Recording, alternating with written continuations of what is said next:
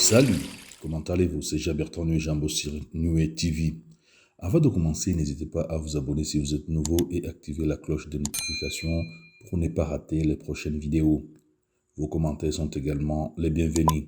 Le Rwanda est un pays très élevé d'Afrique, ce qui lui donne le nom de pays de mille collines. Avec sa géographie dominée par les montagnes à l'ouest et la savane à l'est, avec de nombreux lacs dans tout le pays. Le climat est tempéré à subtropical, avec des saisons de pluie et des saisons sèches chaque année. On va voir les 10 endroits à visiter dans ce pays de mille collines, mais il y a d'autres endroits.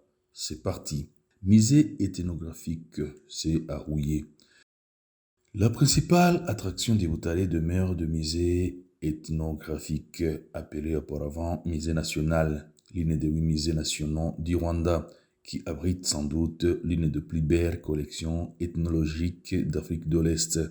Il offre un point de vue exceptionnel sur le mode de vie précolonial et sur la transformation du Rwanda à un État africain moderne. La collection à la fois historique, ethnographique, artistique et archéologique aux objets souvent très anciens. Nyanza était le siège de la monarchie. C'est là que le colonisateur allemand est venu visiter le Mwami à la fin du 19e siècle. Le palais traditionnel du Mwami a été reconstitué, de même que des autres huttes. Les palais du Mwami, tout des papyrus et des chemins, comptent plusieurs pièces, dont une chambre de dames et une brasserie en pleine hutte pour chasser les insectes et se réchauffer. Dans un enclos voisin, des vaches royales et Nyambo joliment décorées se laissent admirer par le visiteur. Cette race n'est élevée ni pour son lait, ni pour sa viande, juste pour son esthétique toute bovine. Les vaches ont bien sûr chacune leur joli nom. La poterie de Gatagara. La poterie de Gatagara, il s'agit de la plus importante poterie traditionnelle du Rwanda, avec une production de qualité très bonne. Parc national de Nyungwe. Le parc national de Nyungwe, créé en 2004, est situé dans les collines du sud-est du Rwanda et le plus grand îlot de forêt de montagne de l'Afrique de l'Est et d'Afrique centrale. La forêt de Nyungwe compte environ 200 espèces d'arbres et 100 espèces d'orchidées. Elle abrite également des bégonias sauvages et des lobériers géantes. Source de Nyamyumba.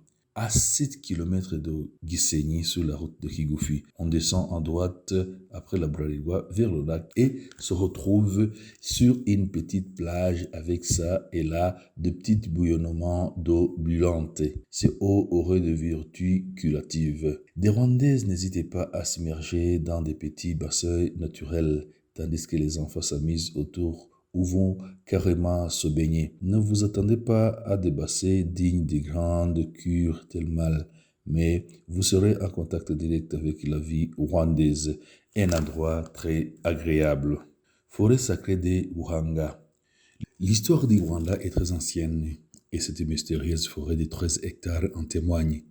Tous les rois du Rwanda sont passés par ici, car c'est là, dit l'histoire orale, que se trouve la maison royale du fondateur du Rwanda, le roi Gihanga. La source dite de Gihanga, où se déroulait la cérémonie d'intronisation, est devenue un lieu de pèlerinage.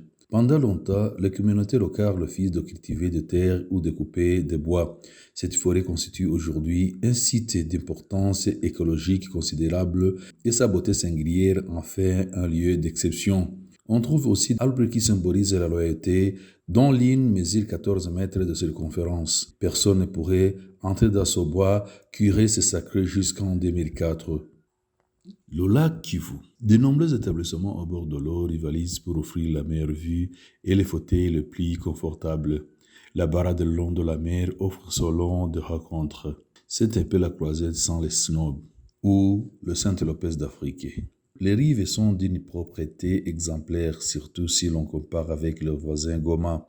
Ces habitants traversent d'ailleurs la frontière pour venir se détendre ou s'amuser à Ruavu. L'ambiance y est, il faut le dire, sans frime, amicale et décontractée. Kant House Museum, anciennement connu sous le nom de Musée d'histoire naturelle, a été renouvelé et rebaptisé Kant House Museum en décembre 2017. La musée présentait la vie du peuple rwandais sous tous ses aspects, social, économique et politique, avant la période coloniale. Il y retrace ensuite la vie et l'œuvre de Richard Kanté au Rwanda, le passé colonial sous domination allemande et l'histoire de la capitale. Le musée décrit également le contexte géologique du Rwanda, la flore et la faune des parcs naturels rwandais, et pour les passionnés, il expose une collection de serpents vivants. À l'arrière, une magnifique terrasse offre une vue imprenable sur les vallées au nord de Kigali, ainsi que sur le carrefour très dense de Nyabugogo. Grotte de Musanze. Toute la région repose sur une grêle qui s'étend jusqu'au-delà de la frontière congolaise. Depuis 2014, la grotte géante de Musanze, située au cœur du parc national des volcans, est devenue une attraction touristique. Formée à la suite d'activités volcaniques il y a près de 65 millions d'années, longue de 2 km, la grotte de Musanze est la plus fréquente à toutes celles de la région. Lac Ruhondo. Le lac Ruhondo est un lac du nord-est du Rwanda. Il est situé près de la lac Burera, à la périphérie de Musanze.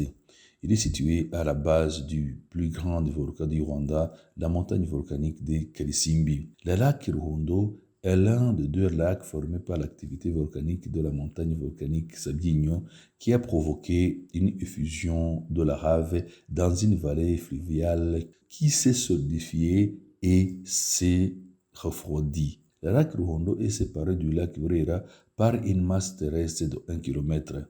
Les 2 lacs Ruhondo et Burera sont situés dans la partie nord du Rwanda et près de l'Ouganda dans la région nord du Rwanda. Parc national de volcans.